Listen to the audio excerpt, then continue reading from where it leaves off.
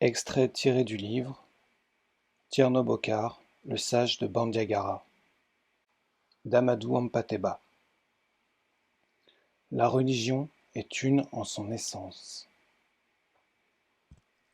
Pour Tirno Bokar, on l'aura compris, il n'existait qu'une seule religion, éternelle, immuable dans ses principes fondamentaux, mais pouvant varier dans ses formes d'expression pour correspondre aux conditions du temps et du lieu de chaque révélation.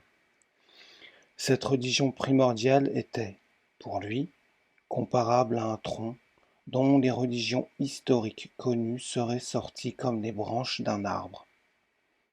C'est cette religion éternelle qui a été enseignée par tous les envoyés de Dieu et modulée en fonction des nécessités de chaque époque. Mais trop souvent, la plupart des hommes en ont saisi ou retenu que les formes extérieures au nom duquel ils se sont opposés les uns aux autres.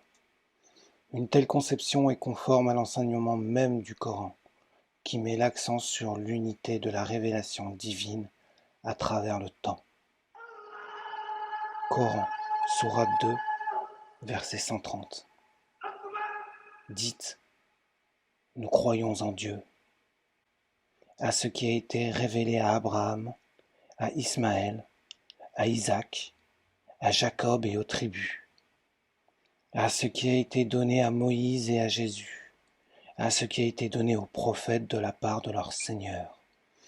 Nous n'avons de préférence pour aucun d'entre eux, et nous nous soumettons à Dieu. Coran, sourate 3, verset 29. Oriente ta face vers la religion pure, la religion de la fitra, nature primordiale originelle, pour laquelle Dieu a créé les hommes. Point de changement dans la création de Dieu. Voilà la religion immuable. Mais la plupart des hommes ne le savent pas. Et Tierno précisait, ce qui varie dans les diverses formes de la religion, car il ne peut y avoir qu'une religion, ce sont les apports individuels des êtres humains interprétant la lettre dans le louable dessein de la mettre à la portée des hommes de leur temps. Quant au principe même de la religion, c'est une étincelle pure, purificatrice et invariable dans le temps comme dans l'espace, étincelle que Dieu insuffle dans l'esprit de l'homme en même temps qu'il le doux de la parole.